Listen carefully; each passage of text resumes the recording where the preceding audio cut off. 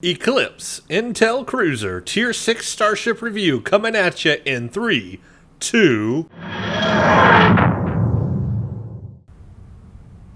Hello everyone. So this is going to be a review of the Eclipse Intel Cruiser Tier 6. This is an Intel type ship.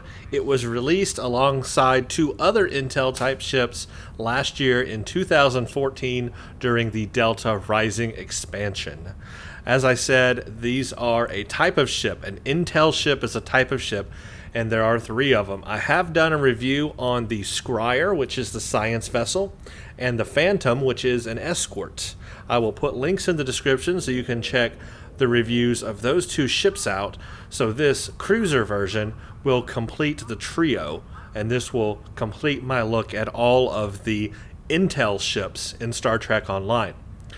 Now, these, of course, are obtained from the C-Store. So if you are wondering where you would get these, they are C-Store ships. You could buy them in a pack, or you could buy them individually. Now, because these are Tier 6 ships, they naturally have 5 masteries that you can unlock, where 4 of them are passive, and the 5th mastery is actually a Starship active trait. And then, of course, you also have the scaling hull of Tier 6 ships, maxes out at level 60. And then, of course, all the Tier 6 stats that go with that. And each one has a unique console. However, there's something a little more to Intel ships. All Intel ships, all 3 of them, have the same Intel abilities. Now, do not confuse these Intel abilities with Intelligence Bridge Officer Power abilities. Bridge Officer Power abilities, you can train to a bridge officer and change those on the fly or as needed, and those are your intelligence bridge officer powers. But the Intel abilities on Intel ships cannot be changed. They are inherent or native to the ship, and actually the Intel powers are the same between all 3 Intel ships. So no matter which one you get, you're going to have the same Intel powers. Now that doesn't mean you're going to have the same unique console. That's a totally different thing as well. So you will have different abilities based on that unique console on each Intel vessel, but each Intel vessel has the same Intel powers. These cannot be changed. And as I talked about in my reviews of the Scryer and the Phantom, especially as far as the Phantom goes, which is an escort, I didn't find the Intel powers to be useful. The main reason why is because to use the Intel power, you have to target the enemy. That means you have to have them highlighted in your reticle. And then you have to activate this little sensor drone thing, and it sends a sensor drone out to the enemy. And then there's a wait period. There's a time you have to wait before the Intel powers become active.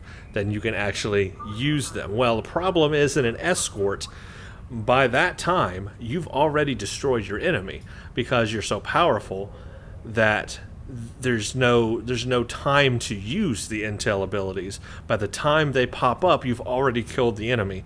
I also had that problem on a science vessel. I had killed the enemies, and then the Intel power was ready to use.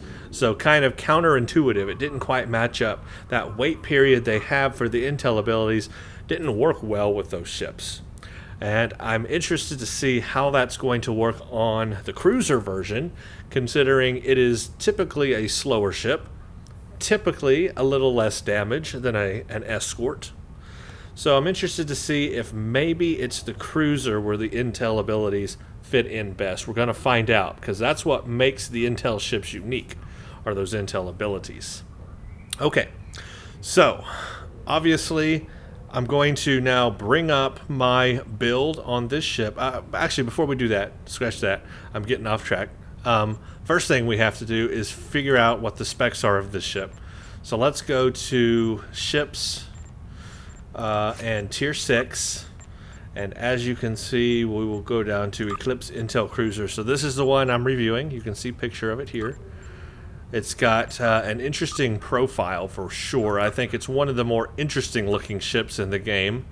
I have to say, I wasn't feeling the look of it at first.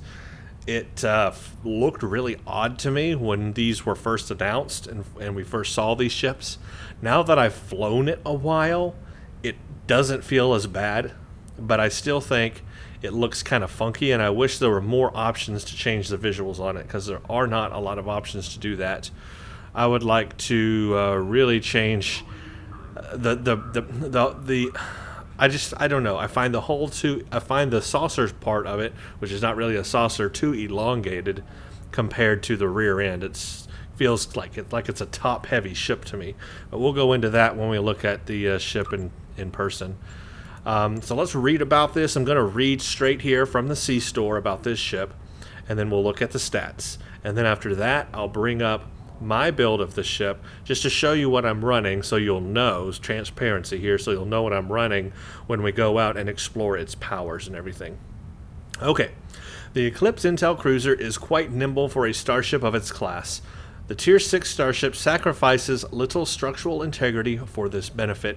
It features a cloaking device and an active sensor array.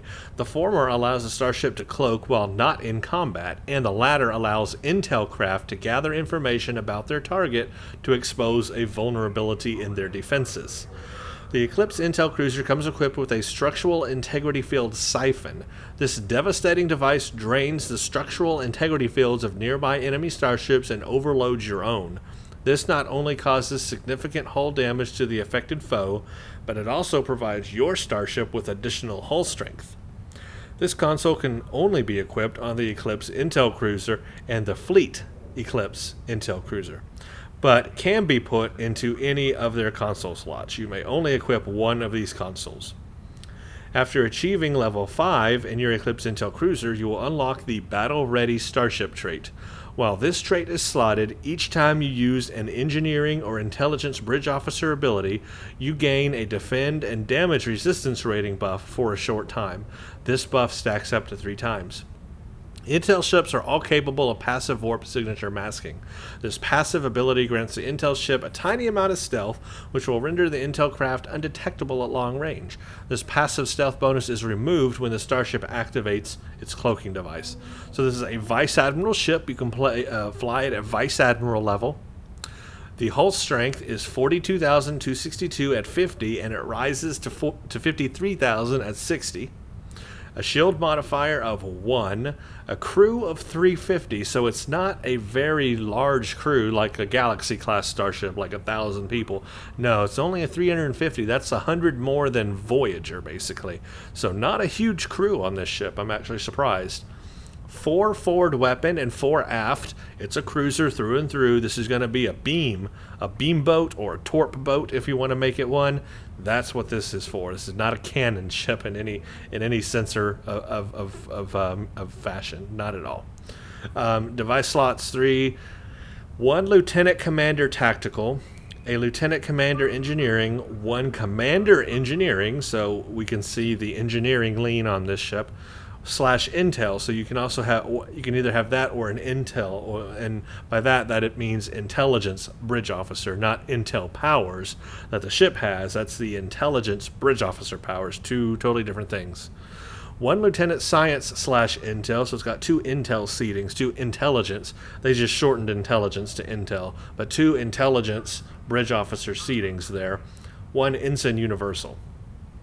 It's got 3 tactical console slots, 5 engineering. So as you can see, it's packed to the gills with engineering consoles. 2 science, 10 degrees per second, so not a fast-moving ship, but also not as slow as some of the other cruisers. Impulse modifier 0.17, plus 10 to weapons and engines. Usually, you only find plus 10% to weapons and so forth on escorts. So, and engines as well on escorts. But here we've got a plus 10 to weapons and engines on a cruiser of all things. So that is really an interesting spec right there. Structural integrity field, siphon, universal console, active sensor arrays, gather intelligence, that's for the intel abilities. And then those intel abilities are expose vulnerability defenses, weapon systems, or critical systems. You have a choice of what you want to use there. And then, of course, the 5 the 5 masteries it has: absorptive plating, enhanced weapon banks, enhanced plating, armor hull. That's the 4, and then the last one is the battle ready starship trait. And then because it's a cruiser, it's got the command array abilities, strategic maneuvering, and weapon efficiency. But notice, no shield. It doesn't seem to have the shield efficiency or shield healing cruiser command array. Just strategic maneuvering and weapons. So those are the stats on it. As far as a cruiser goes, it's an engineering cruiser. Let's just think of it that way. Okay, now what I'm going to do next is bring up my current build on the ship so we can go over what I've got on it, just so you know what we have when we go out in space and I demonstrate its powers and show it to you all. Now obviously there's a bajillion different ways to build a ship, and no build is perfect. By no means do I claim this is a perfect build for this ship, or the right build even. You can do things any way you want. The point of these videos is to demonstrate the native features of the ship, not to demonstrate a certain build or anything like that. So just keep that in mind when you look at what I'm running. I have decided to run the Delta Alliance reputation set on here, the full Delta Alliance reputation set, every piece on this ship. The reason why is because this ship was released with the Delta Rising expansion at the same time of the Delta reputation, and so I think the thinking in Cryptic's mind is people are going to buy Intel ships and then put the Delta Alliance set on those Intel ships. They kind of go hand in hand together. So I just felt that was a natural pairing for the ship. I have found the Delta Alliance set to be good anyway in space. More so, I would say, on a science vessel, but it does really good on an engineering/cruiser vessel as well. So I haven't really had a problem with it. So that's what I'm using. I'm using the Delta Alliance deflector, impulse engine, the warp core, so I can get the full four-piece bonus to that, and the shield, which I have upgraded to Mark 14 for just extra shield capacity. And then the 3-piece bonus, actually 2-piece, I take that back. I'm not using the Thoron infused Polaron weapon, which gives you the isokinetic cannon. I'm not using the cannon. I did try the cannon. Here's the phaser bank to prove it. Here's the advanced Thoron infused Polaron beam bank. So I put this on here to try the full 3-piece Delta operations set, where you get the isokinetic cannon. To be honest with you, I didn't really like the isokinetic cannon that much. I missed having one of my slots be just a regular beam. So there might be some people out there that like it. I'm not one of them. I didn't find it to my liking. It didn't suit my play style. So I stripped that off, and I'm just going with a 2-piece set, which is the bioneural gel pack and then the neutronic torpedo, and that gives you the set 2 bonus called efficient biocircuitry, which does add radiation damage and a cooldown to the neutronic torpedo. And then the 4-piece bonus on this, or three bonuses actually. The first one is improved evasive maneuvers plus 25% additional defenses when running evasive maneuvers. The set 3 bonus is a plus 20% flight speed and flight turn rate. So we are getting a flight speed and flight turn rate buff from the Delta Alliance set on my ship. Take that into note in your brain when we go into space and look at the turn rate and look at how this ship performs and everything. I am getting a boost to the flight speed and the turn rate because of the space sets. And then the final piece is the Tantalus field, which does all that. But those are not native to the ship. Obviously, all those kind of powers are going to depend on what you put in your deflector, impulse, warp, and shield slots. So all that is just based on the set you're using. You could use the Iconian set. You could use Counter Command. You could use whatever you want. Now, as far as weapon type, I am using anti-protons, and I have everything upgraded to Mark 14, as you can see. So pretty good. I got 2 beams up front, one dual beam and then the neutronic torpedo, and then 2 beams in the back and 2 360-degree beams on the back as well. One that is the ancient omnidirectional beam array, and the other one is the kinetic cutting beam, both 360-degree. I do have the assimilated module. I have an EPS. I have the enhanced neutronium alloy for my hull strength. Remember, this is a tanking kind of ship, right? It's an engineering cruiser type ship, tanking kind of ship. So my build for this ship is to be a bit of a tank. And then the bioneural gel thing. On the science consoles, I have the shield capacity improvement. That'll help my shield capacity. And I added, for the first time here just real recently, a few days ago, the new console from the brand new mission that's out right now. The new featured episode mission. What is it called? I forgot the name of it. Butterfly, duh. Butterfly. It is the temporal disentanglement suite, but I'm not using the full suite. I'm just using that one console. But what this is going to do is increase my auxiliary power, and this is going to increase my shield capacity plus 20%, and it's going to increase my critical chance and severity based on my auxiliary power, and it's going to reduce damage to shields by 3%, which is very minor. But basically, I put this on here to get that improvement to critical chance and critical severity. Very much needed, since we're only limited to 3 tactical consoles on this ship. I thought, you know what, this ship really needs to do some more damage. It needs more critical hits, and then when those critical hits hit, they need to do a lot of damage. So I put this console on here. I'm trying it out. So far, I like it, so I'm going to keep it on here. For my TAC consoles, obviously, I'm using anti-proton damage. Now, I have critical severity version on right now, and unfortunately, that's not exactly what I would want. If I were going to run this ship as a permanent ship, I would change these out to critical chance instead of critical severity, because the critical chance, as you're going to see on this ship right now with my current build, is really not that high. I really need a higher critical chance to do critical hits, and it's kind of low. This new console here helps a bit though, but I need a much higher critical chance, to be honest with you. But anyway, this is my build, just so you know what we're running when we go do all the stuff in space. These are the passives, so let's go over these. These are the mastery unlocks you get with the ship. The very, very first one is going to give you a physical damage resistance and a kinetic damage resistance. You can see right off the bat, this ship is meant to defend, to take damage, to be that tank in your team. So they start you off with a physical and kinetic damage resistance rating. Then they go to this really cool plus 15% critical severity to allow you to do some more critical severity. Now, obviously, that's not going to increase your chance of doing critical hits, but it will increase your severity when you do a critical hit. And then they go back to the hull stuff. This is an all energy damage resistance rating and a radiation damage resistance rating. So you've got kinetic.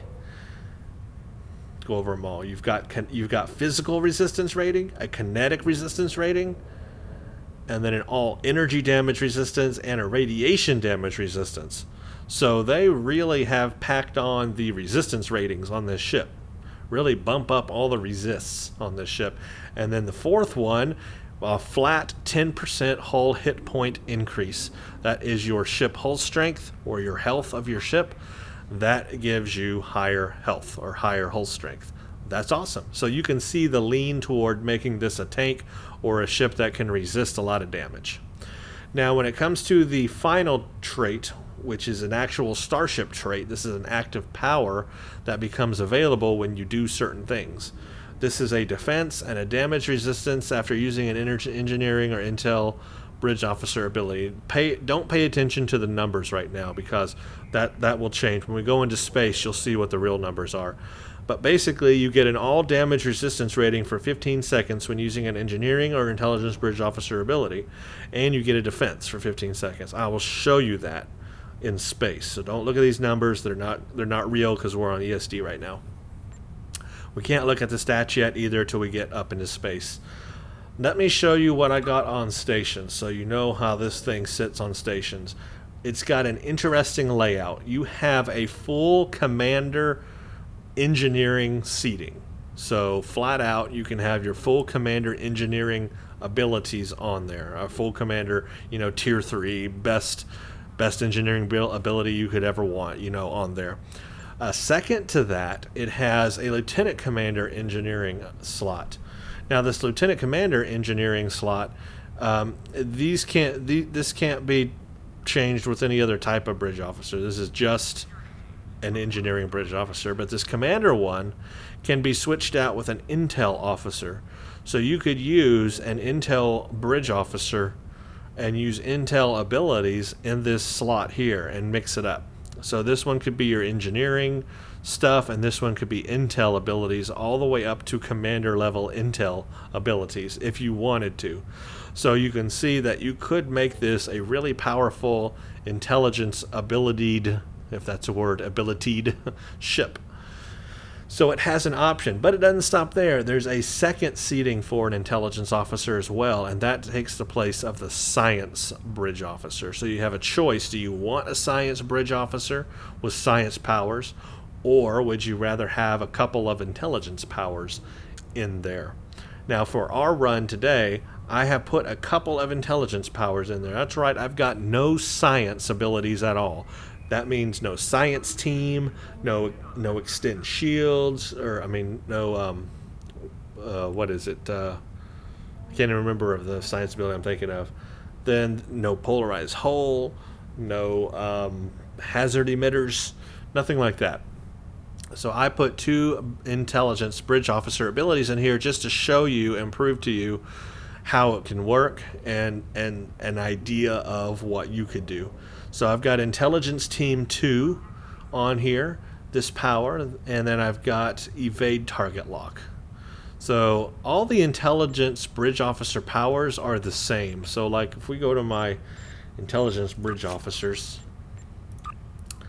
and look at their intelligence abilities, these intelligence abilities are the same on any type of intelligence bridge officer. Doesn't matter if it's an engineer, a tactical, or a science. All of the intelligence abilities are the same if it's an if you have those trained to a character. So those just don't change. Those are all the same. It's kind of it sounds a little confusing, but it's really not when you get into actually using them. And then for tactical, you've got a lieutenant commander tactical, and then you have this universal ensign slot. So you could put an ensign engineering ability here or an ensign science. This is where you could put back a science if you use these 2 for intelligence. I went ahead and used it for a tactical ability, but you could do whatever you want. So this is the seating you get. I think it's pretty interesting. Personally, I haven't found a lot of intelligence powers that I'm extremely happy with using all the time.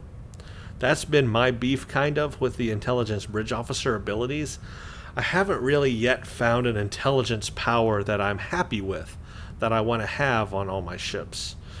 I've got these on here just to demonstrate their use for you guys, but I think I would actually go back to putting 2 science powers on here myself. I would like to have a science team and then something like hazard emitters or polarized hull or something like that.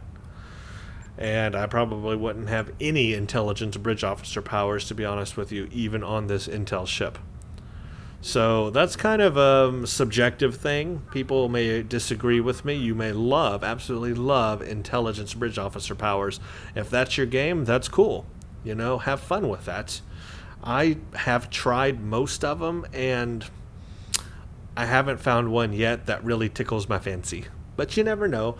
I'll keep playing with them. There are many I haven't used yet. So, one day I'm going to go through and try like every intelligence bridge officer ability and see what happens. See if I really can find one that I really like. I think that's what I need to do, is just sit down and like get a ship like this that can support up to commander level intelligence and just try every. Of course, it'll be expensive because you have to buy training manuals to learn those powers, but I think it would be beneficial to try out every single intelligence bridge officer ability and see if I like any of them. But right now, this is what I'm going to go with today. This is what I'm going to demonstrate. That's what I got going. That's what's available on this ship. We'll go to the traits so you can see the traits of the ship here. Starship traits. The one that comes with this ship is called Battle Ready. Again, we won't look at the numbers just yet. We'll go up into space. You will note I have it active. I don't have any other starship traits from other ships I've tested turned on at all. This is so we can only look at this ship particular. I do have the predictive algorithms turned on, but that is not a starship trait from any starship. That is from the specializations. I don't see any reason why I would really need to turn it off, but I guess for you guys today, I guess if I want to show these ships in their native powers, I'll just go ahead and disable all starship traits except for the one that comes with the ship. How about that? That way, anything we activate, we know that it is native to the ship and that ship alone. And in that way, you can see if that's a power that you may want to have. So, note here, Battle Ready, only starship trait I have active. And as far as specialization goes, though, you can't turn those off, really. And you can't, well, I guess you could if you made one of these that are not done primary, but there's no reason to. People are going to have specializations. Here's where I am on specializations, just so you know. I've just started the Tier 3 on Intelligence Officer, so that will affect us. And then Pilot, I've got some of the Tier 1 stuff done. So as far as bonuses, I am getting a 10.3% defense bonus in space. And then for the pilot, I am getting a 16% turn rate increase in space. So remember, the Delta Alliance set gave us that flight speed and turn rate buff. So note that the pilot specialization is also giving us a 16% turn rate buff as well. So just note that when we go look at the speed. But those are things that you'll be able to also have, because all you got to do is keep playing past 60, get your specialization points, and start putting them in here, and you'll have the same exact buffs that I have. So even the predictive algorithms, which I just turned off, is an active power you get from leveling up the Intelligence Officer specialization. And the featured episode missions come with like one specialization point per week per account. So I mean, if you're low on specialization points, play those featured episodes, because you get that specialization point with them, which is really nice. So anyway, I'm just going to keep all that on, because I mean, that's the same stuff that you can have, but I will go ahead and leave off everything except the 5th mastery on the starship trait there.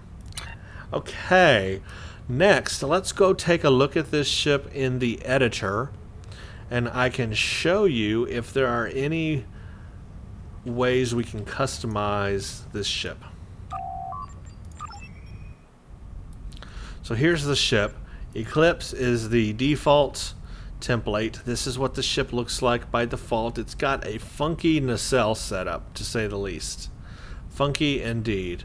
And then a very elongated knot saucer. We'll call it that. Very elongated knot saucer. It's got a really striking profile. If you get it just right, it looks kind of, it looks like that.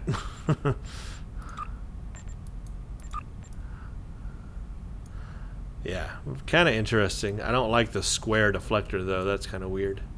But yeah. Anyway, here's what you can do to it. You can change a few of the things. You can change the, quote, saucer to Eclipse or Eclipse Beta, which basically just turns off the shiny lights. Who would want to run Eclipse Beta? I don't know.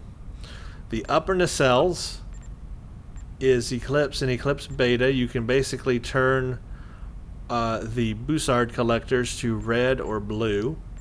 Now, if you have the Phantom and the Scryer, You will have the option to use the nacelles from those ships, but you have to have those purchased. So if you haven't purchased any other Intel ships, that's all you're going to get is Eclipse and Eclipse Beta.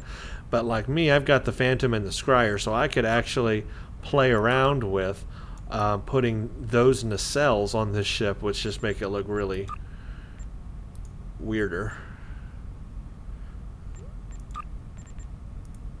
Like there's the Phantom nacelle. See, that looks stupid.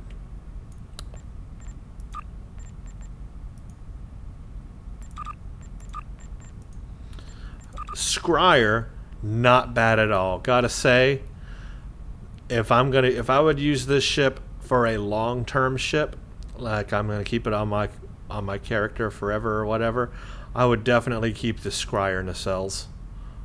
Those look so much better on this ship.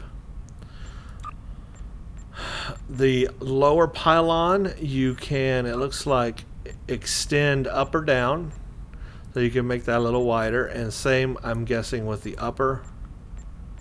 Yeah, there you go. So you can kind of, look at that, it's almost like an X-Wing or something. You can really, I think that looks a lot better, to be honest with you. So you can do that. I wish there was an option to get rid of the bottom nacelles completely.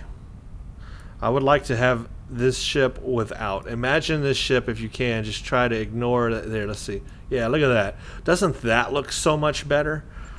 Even with the original nacelles. Doesn't that look so much better without the bottom ones? I think so. That looks like a classic Federation starship to me. You know, it's got that thing where the nacelles go high off the pylons to on the side there. That's perfect. So I want to get rid of these bottom ones. No way, but I wish you could. As for the bridge, it uses the Origin bridge, so no point in showing you the bridge because there is no unique bridge. I did think about that this time. I didn't forget for a change.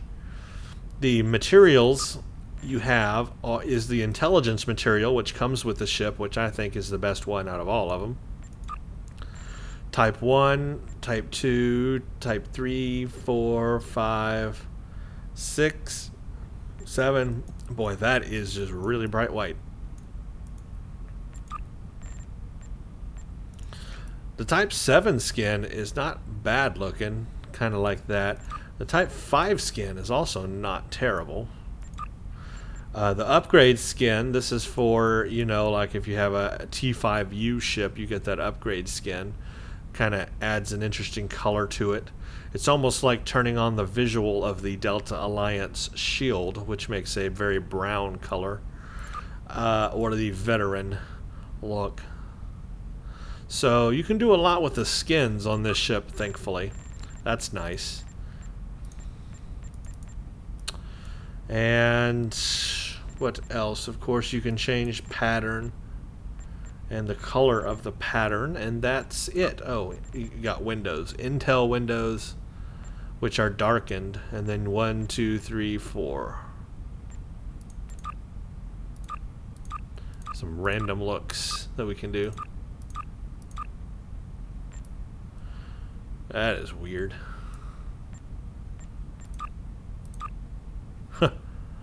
Well, that is also weird. That ain't bad.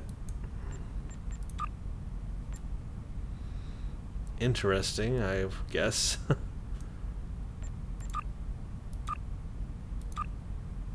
Anyway, those are our options with customization.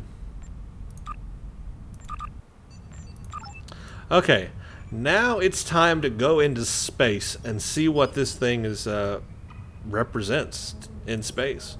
Beam up, and let's look at the stats. We don't have to worry about the bridge, no unique bridge. Now we can see what the stats on this thing are in space. And how all the abilities work. So here's the warp signature masking, which is charging up. It'll go to full power and then show when it's ready. Full charge, there you go. So that's the warp signature masking it was talking about. I'm sitting at 125 weapon, 91 shield, 63 engine, 57 aux, just so you know. Let's look at the stats. So 50% a minute crew recovery rate. Stealth detection rating is 22.95. Bonus defense is 55.3. My power transfer rate is over 200%. My hull strength is sitting at 80,642. Well, that's where we are there. My hull repair rate is 161.8% a minute. My shield strength is a little lower than you would think. It's 16,978, and that's with this plus 23.8% maximum shield capacity and plus 20% maximum shield capacity. So that's 2 shield capacity buffs, and it's still only 16. I say that because I've got a science ship that's like a 23,000 shield. So this will not have as high of a shield as a science ship, and that's mainly because of the shield modifier. Typically, science ships have a higher shield modifier, and this one is only 1 on the shield modifier, but that's still higher than an escort has, so there's that. So it's not an incredibly high shield strength, but I do have a really high shield power. I have a really high shield power, which will help. But the resists are pretty high. Let's get away from some of these people making noises, so we can look at our powers and everything here. Get away where it's quiet. So the resists on it are pretty high, almost 47 on kinetic, and everything else is at 47.5%. So we're very close to 50% resistance on everything. So that's its benefit here. It's got really high resist. As you can see, my crit severity is great. It's incredible, 108.3%, but my crit chance is so freaking low. I hate that.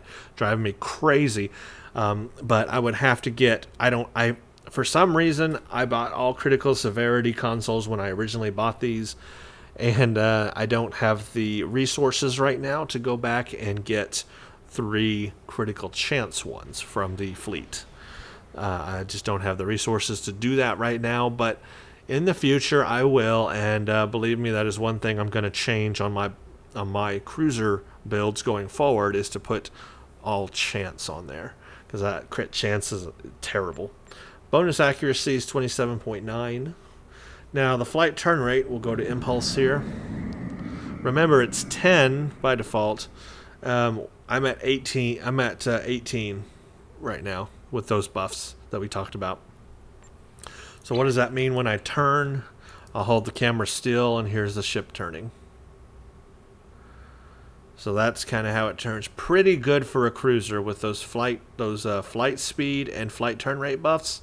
It really does turn nice for a cruiser. I really don't have any complaints about the turn rate on this thing. For a cruiser, it's a good turn rate. It's not like the Galaxy or the Galaxy X, which just turns so terribly slow. No, this one actually has a usable turn rate. It's not a bad turning cruiser. Now, of course, that is with a couple of buffs, but those buffs are easily obtainable, and you can have those too. Now, next, the intel abilities, because that's what makes this an intel ship.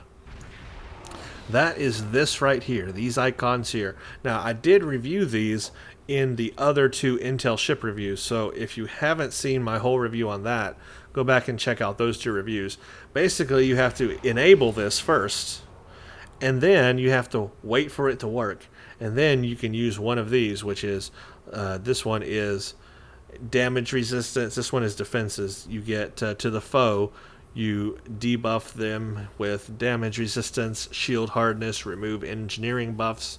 To foe, remove all engineering bridge officer buffs, and all damage resistance rating goes down. Increase damage to shields from all energy types. And then this one is weapon system vulnerability. This to the foe reduces their damage by 33.3% and accuracy. And then this one is critical systems, removes all science, bridge officer, bus, hold target for 5 seconds. But you have to wait for them to enable before you can use them. So we're going to see if this ship gives us enough time to use it, or if the enemy's already dead by the time we activate it, or if they're so close to dying it wouldn't have mattered. All very important things to note. The native ability to this ship is the console, which we didn't even look at on the ground. What the heck? What am I thinking?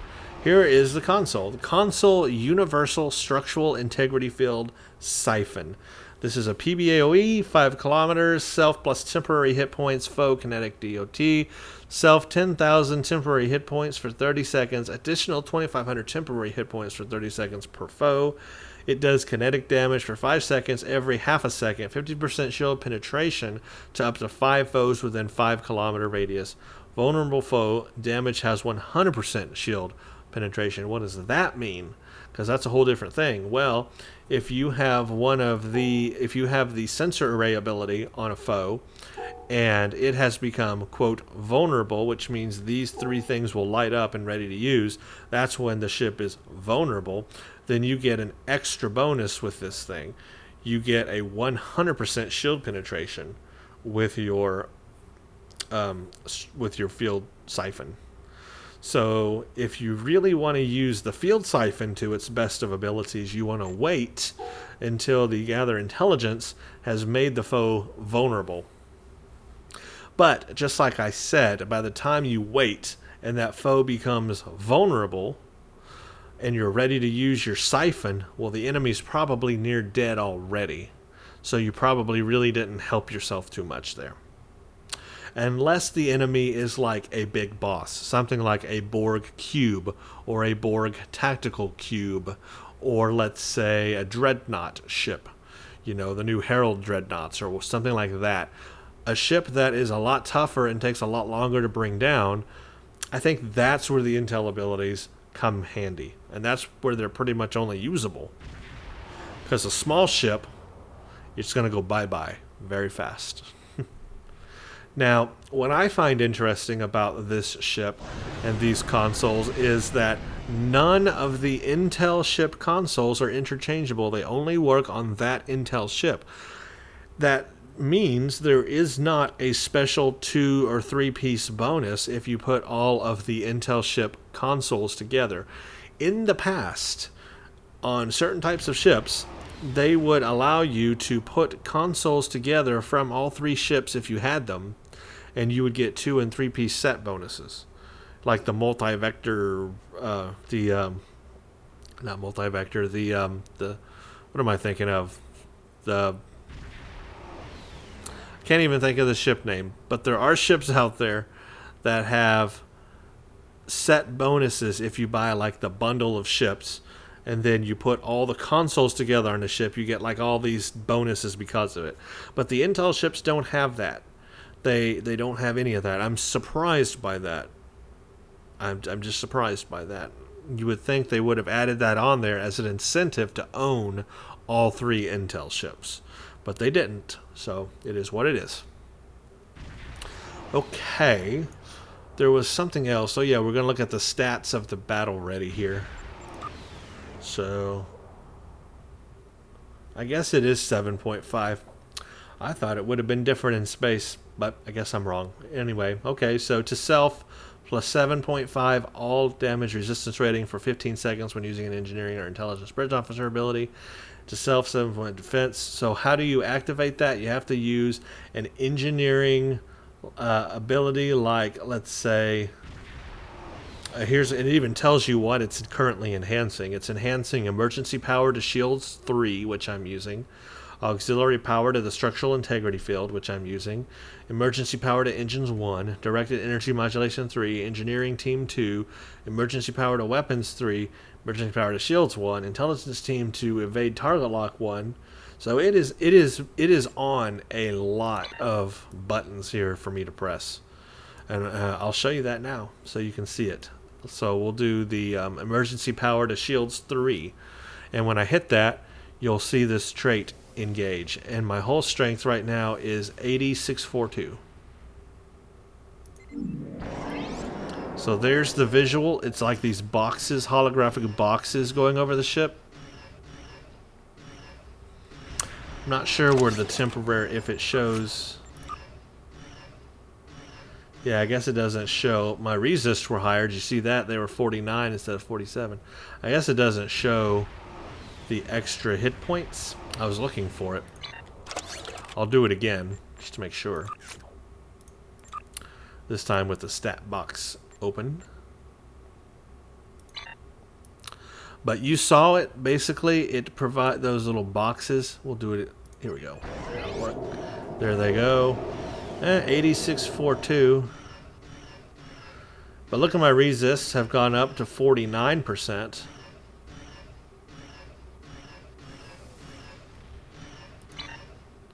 I thought there might be a way to view the temporary hit points you're getting, but oop, that won't do it. 80 there, now it's doing it. That's weird. 81,255. Is that right? Or is that because I hit something different? Well, I'm not sure. That should do it. Intelligence team, well, that. Well, maybe not. Well, I don't know how to view the temporary hit points it's adding, but that's the power anyway.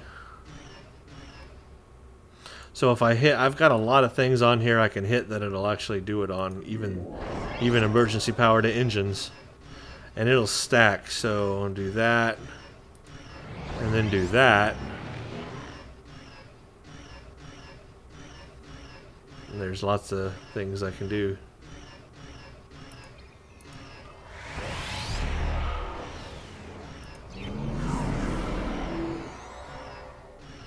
And you'll see here, look at this, it's stacked up to 3 times right now. So I don't have to do anything except just play my game normally. And as I use my abilities, it'll do its thing and work. So that's pretty cool. I like that. I don't have to second guess it or think about it or think, oh, which button do I need to press to activate it? Nope. It works on so many different engineering powers on the ship that I've built with a lot of engineering powers that it just flows naturally. It's such an easy ability to use. That last one I did, by the way, was Intelligence Team 2, if you were wondering. So here's the energy siphon. PBOE, okay, to self 10,000 temporary hit points for 3 seconds. Obviously, we can't activate it here in space. We'll have to be in battle, but I'll show that to you. And then what else? The cloaking device. Unfortunately, it's not a battle cloak, so you can just cloak normally, and then when you're ready to go into battle, you got to decloak. See if we can activate our abilities without it decloaking.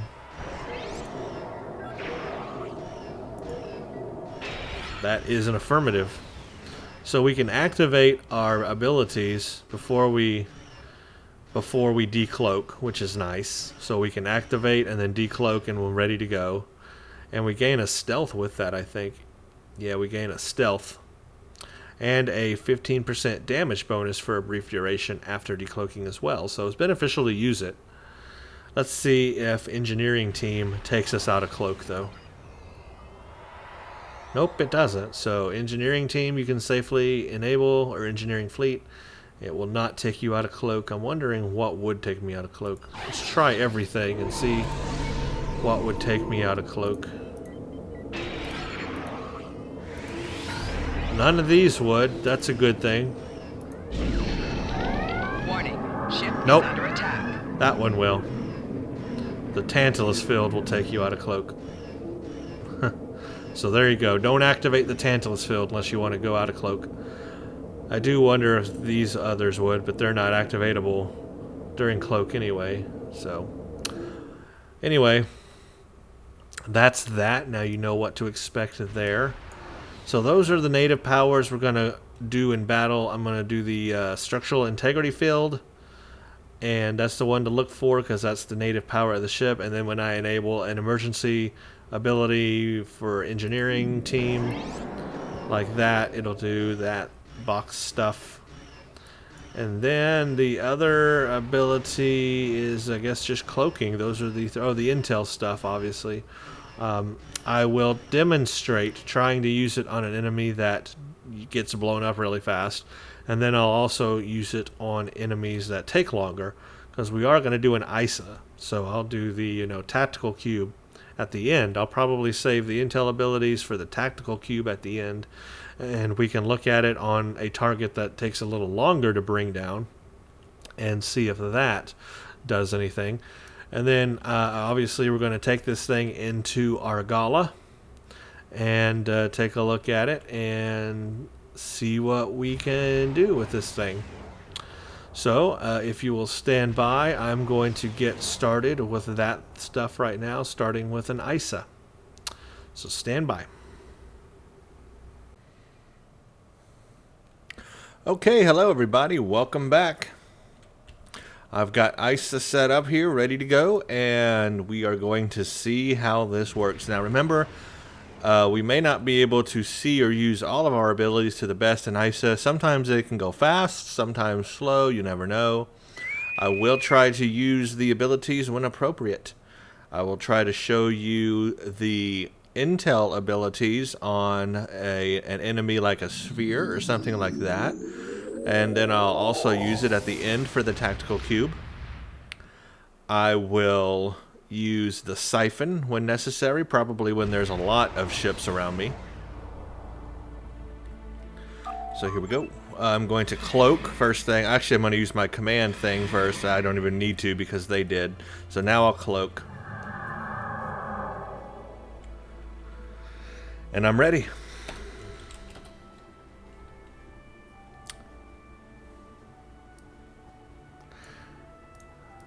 So let's see. Let's use the intel ability on a sphere and see if we have time to use it before that sphere blows up. Or maybe the cube, just to show you guys how that works. Okay, activate.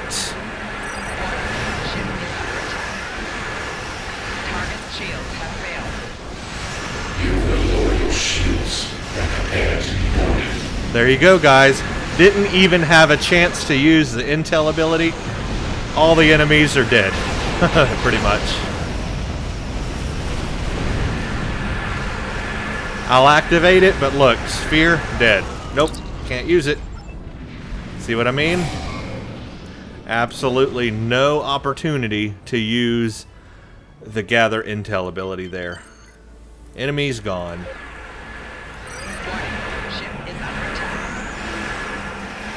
Shields have failed.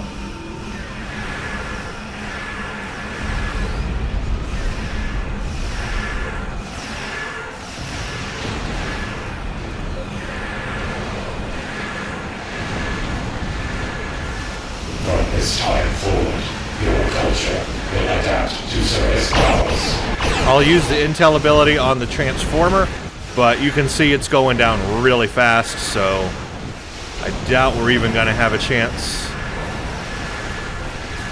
Oh, it popped up at 40% of the transformer. I just used it on the transformer. Not sure that that's actually a smart idea, because I don't think that's the best use case for it. Let's get near these spheres. Here goes the siphon. There we go, siphon activated. There's my temporary hit. Yeah, there we go. 20,000 temporary hit points, guys. Again, there's no point in using the intel because by the time I select a sphere, it's dead.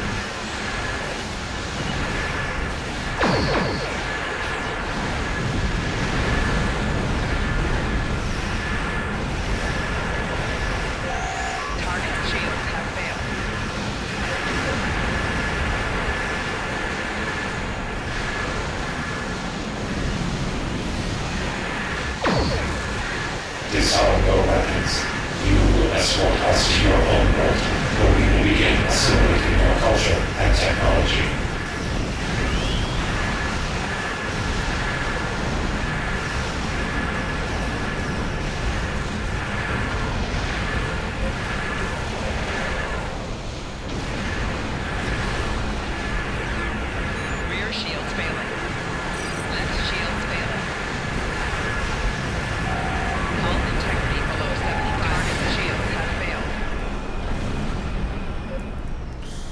Took a bit of damage, but we'll be alright. The good thing about this ship is we can recover. Ship is under attack. I'm gonna save the intel ability for the tact ship at the end, Target's shields have failed. because that'll take a little longer to bring down.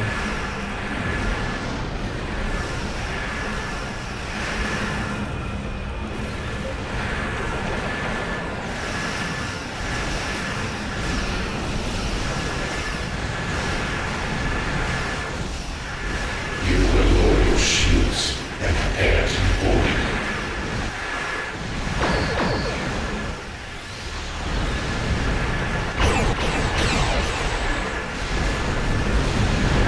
Okay, we got a bunch of ships around us. I'll use the siphon again. Oh, actually, I wasn't near as many ships as I thought. Oops. Alright, I'll try the intel ability again, but we'll see if I can use it. Target's shields have failed. Yeah, I can use it, because the sphere didn't die yet.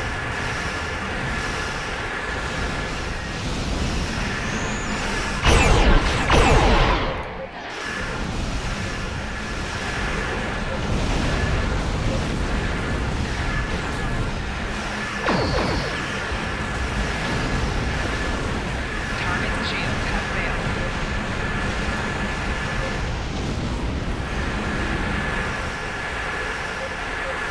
Let's target the gate. Now, I might be able to use it on the gate, but I don't know what abilities it'll actually help here. Reduces damage, reduces accuracy. I don't think that's going to help. You will be assimilated. I don't think that'll help. Increases damage to shields from all energy types. I mean, I don't really think the intel abilities help me on the gates too much.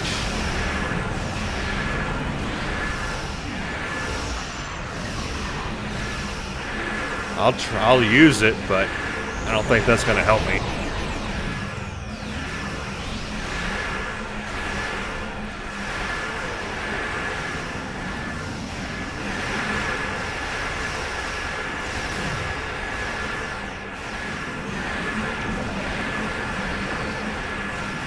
I'll definitely use it on the tac cube.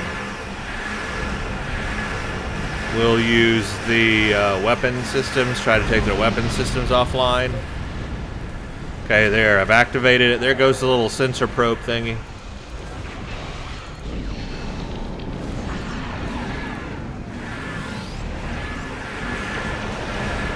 Okay, let's use the siphon. Here we go. Siphon activated. Okay, let's do Our weapons. defensive capabilities are unable to withstand us. Lower your shields. There we go. And await assimilation.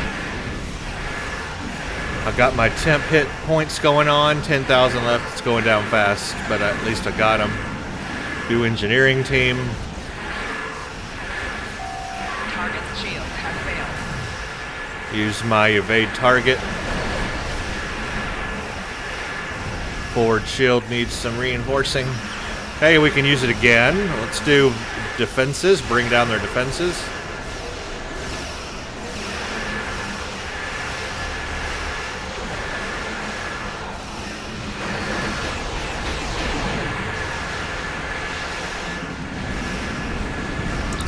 And we're done.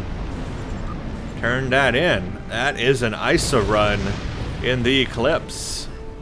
As you can see, there goes my starship trait ability, which is nice. So every time that I've clicked, you know, a shield, an emergency power to shield, even the emergency power to engines, all that kind of stuff gives me emergency power to weapons. All that stuff gives me that starship trait.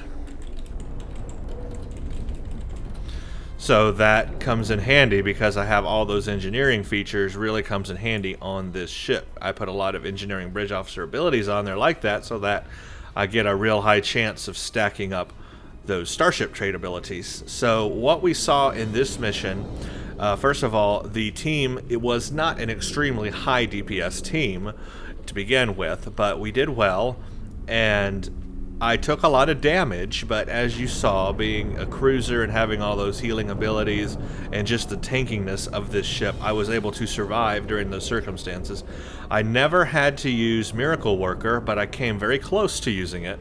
Very, very close to using it, but I didn't have to. But I still had that option left to me as well that I didn't even use.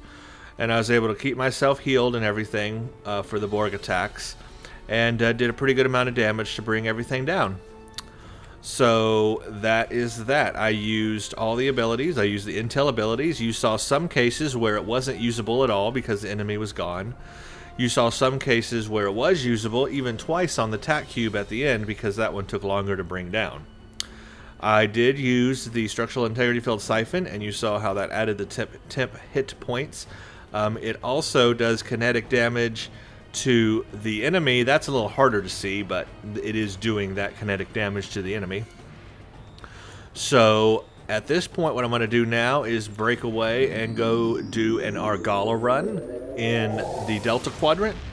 And in this way, we can take a closer look at these abilities without all the chaos of an ISA run. So I'm gonna do that right now. Don't even need to pause the video. We're just gonna go straight there, go here, and go Delta. Delta, where are you? There you are. Let's transwarp straight there and head to Argala.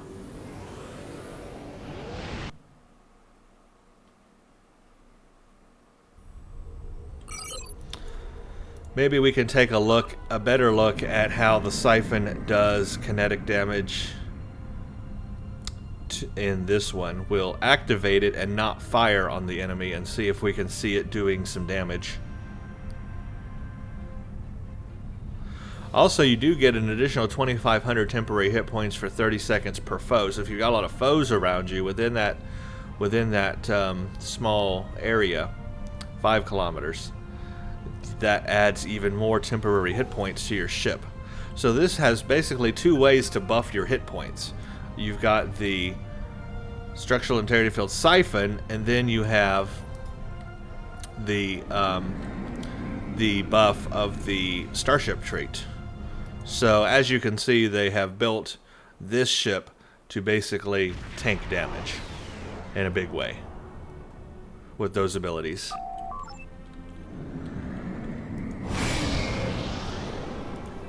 Looks like I got Malon this time. Really surprised. I don't think I've ever had Malon before. That's weird. Target's shields have failed.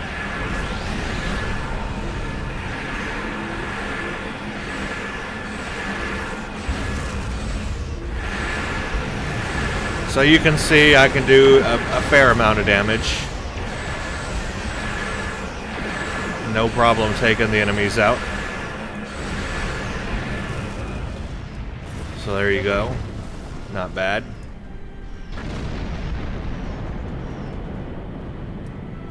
Yeah, I don't think I've ever had Malon before in Argala. That's crazy. Alright, I'm going to get close. I'm going to use my red matter to boost the abilities of the siphon as much as possible. There we go. I'm not going to fire, so I'm not firing. You can see it doing damage to them. I don't know. Oh crap, I'm stuck. I can't move. I am literally stuck. There we go. Come on. Work our way out of it. Now I'm going to have to fire. Rear shields failing.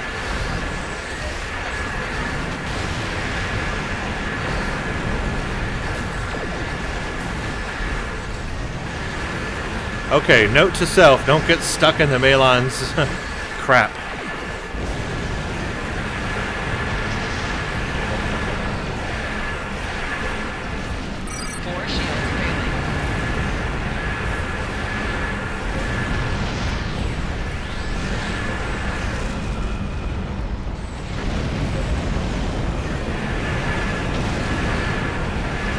Okay, Malons are messy. Look at all the damage they're doing to my hull. Target's shields have failed. Do not like, do not want. Holy crap.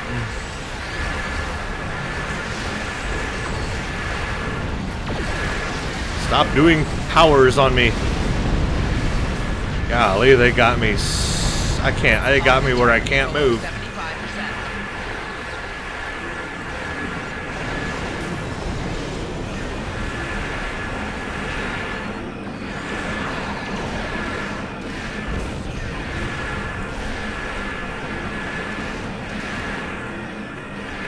got tractor beams too.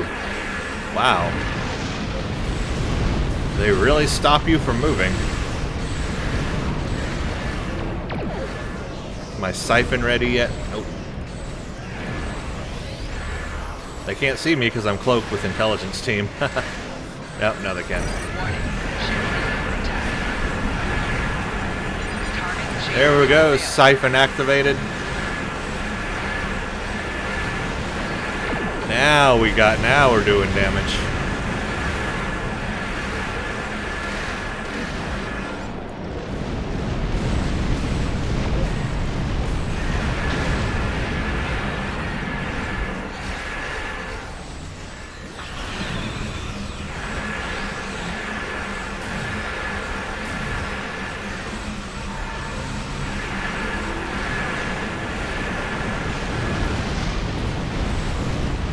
Nice.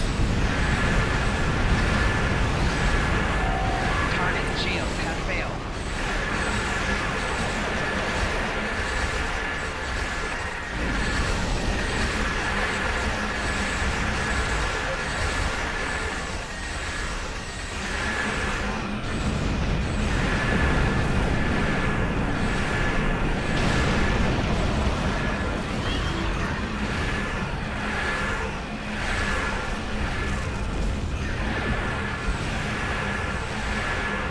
Target shield. I haven't had a chance to really use the intel ability because they're going down pretty fast.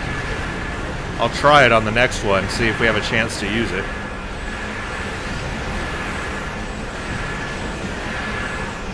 Don't want to get caught up in their crap there. Oh, they're way over there now. Ah, this is the last group. So I will do Warning. Ship gather is under intel attack. on the flagship. Let's see if we can use it. I'll wait, and I will use the siphon as well. Shields have failed. They're holding me by a tractor beam, which I don't like. There we go. Yep, I can use that. So there we go.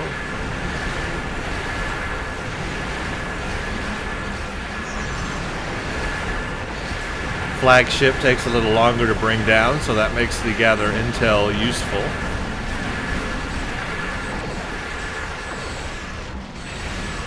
It's down.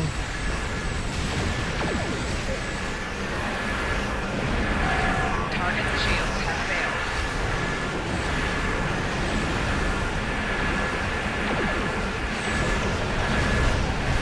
That ship is gone.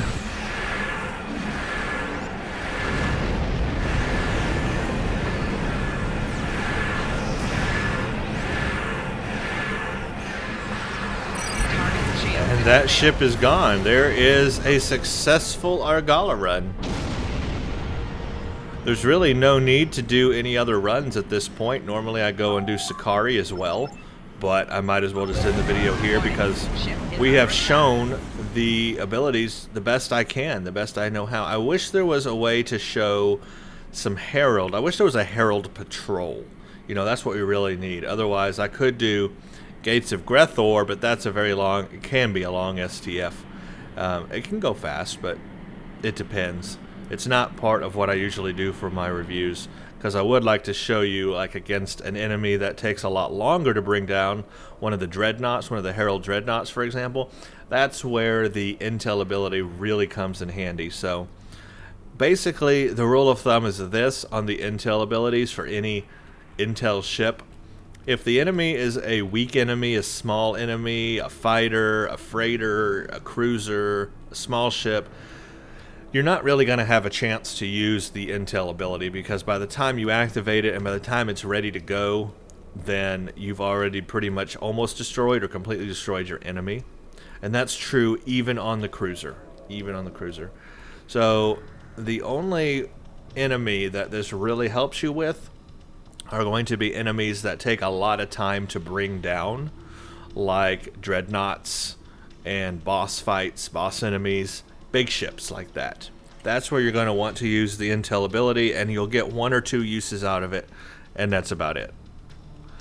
So that's why I really don't find the feature that impelling to use. It's not a reason why I would buy an Intel ship.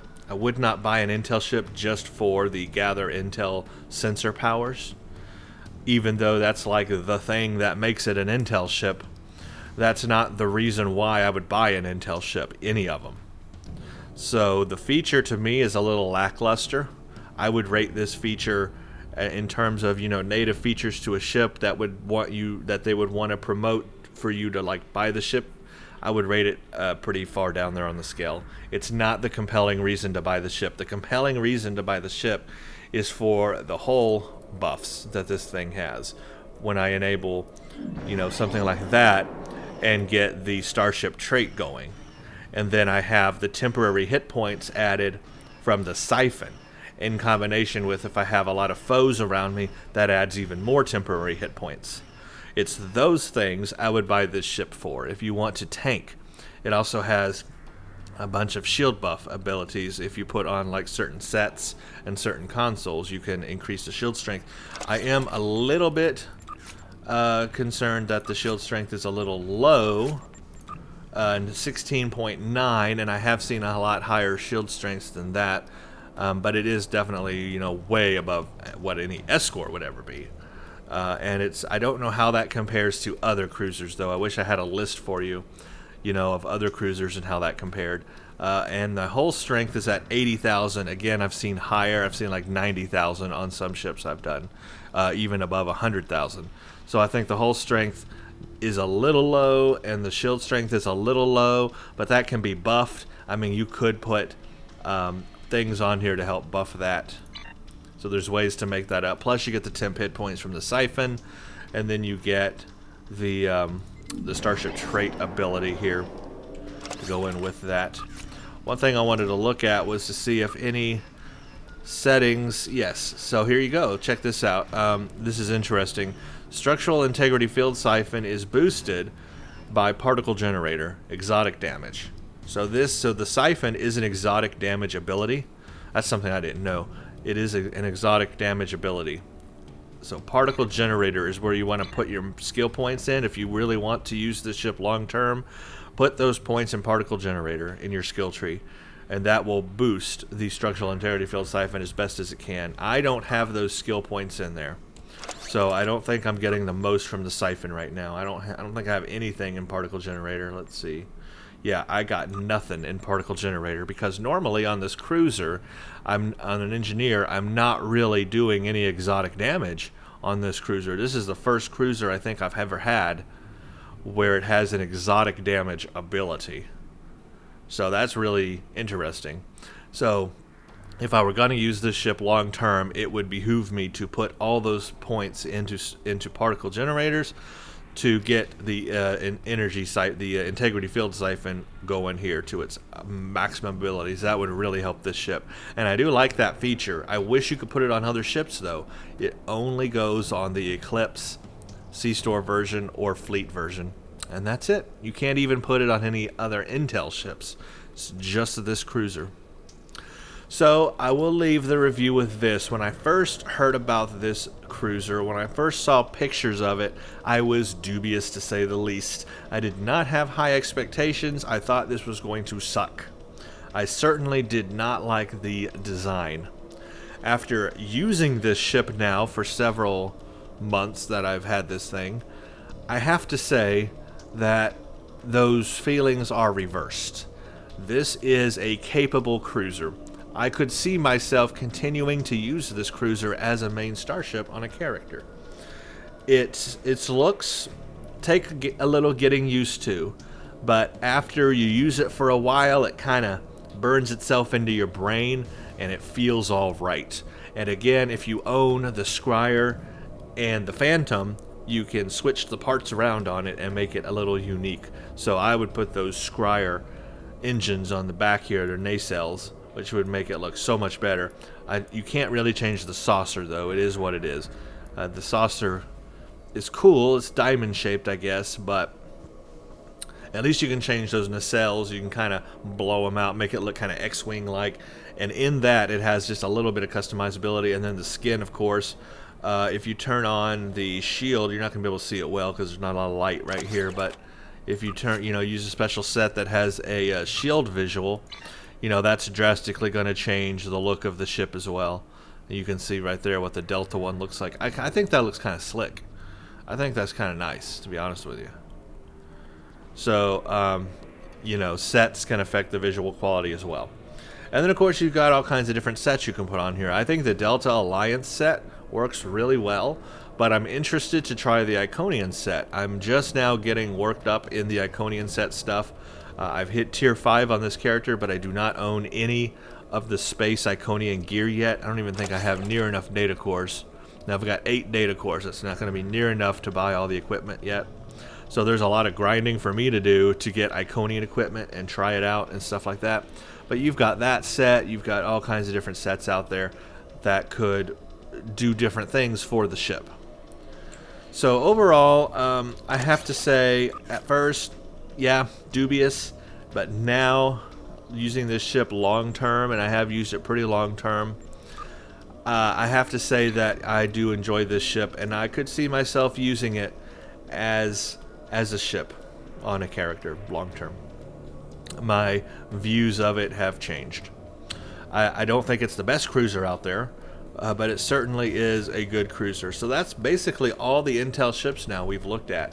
And as far as the Intel ships go, they've got some cool consoles. I just wish you could combine them if you owned all 3 ships. Remember, that is an ability on some other ships you can do. If you own like all 3 variants, you get to combine the consoles for even more powery things. I wish they had that option here because, boy, I would love to have that siphon on some other ships. To tell you, I'd love to have that siphon on my science cruiser, or my scryer. Think about that, because that's where I've got the points in particle generator, because that ship is that character is geared for exotic damage on my science character. That is where the siphon would feel at home at on my science character. I want that siphon on my science character is what I'm saying, on a science ship, because that's where I got my particle generators already maxed out. It would have been so cool, but you cannot do that, and that's a bit of a shame, a bit locked down there. So that's different compared to other starships sets in the game. Alright guys, that is my view of the Eclipse. If you have this ship, if you fly it, let me know what you think about it. Let me know what you think of its abilities and how you use them. Is the siphon beneficial to you? Are the Intel abilities, useful to you? Do you use these Intel abilities a lot, or do you end up just ignoring them? I think the latter is going to be more true than the former. Also, tell me about your intelligence bridge officer stations. Do you have intelligence bridge officers, and which intelligence powers do you like? Because, like I said, I haven't found one yet that I particularly enjoy, but I haven't tried all of them yet, so that's something I've got to do. Thank you all for watching this review of the Eclipse Intel Cruiser Tier 6 Starship. It's been a blast. Have a good day, everyone. Thanks for watching. Stay tuned for the next one.